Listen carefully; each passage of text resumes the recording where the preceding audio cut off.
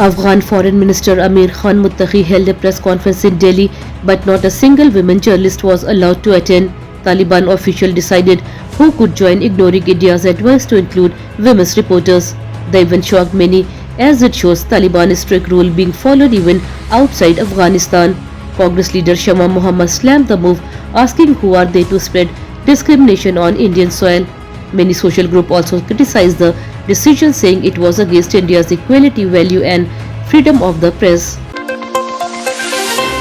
The Supreme Court rejected a petition asking clear rules for suspending or blocking social media accounts. The judges said that using WhatsApp cannot be called a fundamental right under the Constitution. The bench of Justice Vikram Nath and Sandeep Mehta suggested that people can switch to an Indian-made messaging app if they face problems. The court also mentioned that the petitioners can move to a lower court if they want to continue the matter. Verdict came as the government promotes Digital India and support homegrown apps. The post-mortem of senior Haryana IPS officer V. Puran Kumar will be held today, 5 days after his suicide. His body was kept at Sector 16 Government Hospital since October 7. On Friday, Home Secretary Dr. Sumita Mishra met his IAS wife Amneet P. Kumar and both agreed to the post-mortem. The body was later sent to Chandigarh's PGI hospital, where a special medical board will conduct the examination. Officials said the report will reveal important details. The cremation is expected later this evening with full police honor. RSS chief Mohan Bhagwat said that organizations like the Rashtriya Swayamsevak Sangh could have been formed only in Nagpur. Speaking at an event, he said Nagpur already had a strong culture of sacrifice, discipline and social service. Bhagwat added that the RSS was created to build a sense of social responsibility and discipline among people. He said the organization focuses on unity and nation building, not politics. Bhagwat also praised volunteers for their dedication to public service and called them the backbone of India's social strength. Supreme Court said that a complete ban on firecrackers in Delhi NCR is not practical.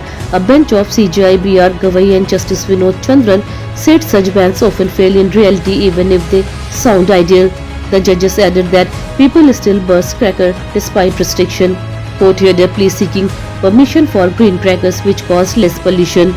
The bench has reserved its final decision on the matter. With Diwali approaching, the issue has again become a major public debate in Delhi and nearby cities. The Election Commission will soon begin a nationwide special intensive revision (SIR) of voter list. The process will start in states that go to assembly polls in 2026: Assam, Kerala, Tamil Nadu, Puducherry and West Bengal. Officials said this will help remove fake names and correct voter data. The SIR was first launched in Bihar and will now expand across India in phases. Citizens will be able to verify their details easily. The goal is to make the electoral roll cleaner and more accurate before the next big elections. A mild earthquake of 3.5 magnitude hit Arunachal Pradesh East Kemeng district on Saturday morning. The tremor was recorded at 8:31 am at the depth of about 5 kilometers, according to the National Center for Seismology. No damage or injuries were reported. Residents said they felt light shaking for a few seconds. The area is located in a high-risk seismic zone where small earthquakes occur often. Local authorities have asked people not to panic and remain alert. Normal life in the district remained completely stable after the incident. US President Donald Trump announced a 100% tariff on all Chinese goods imported to America.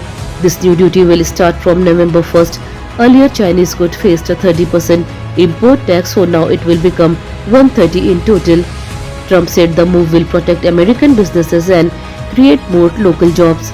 Experts believe prices of Chinese products in the US will rise sharply. The decision may increase trade tensions between Washington and Beijing again. Global markets are watching how China responds to this strong action.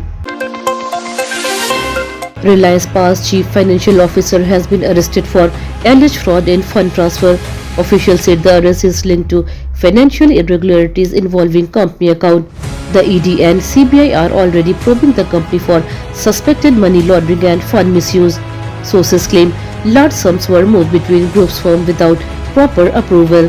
The company has not yet issued an official statement.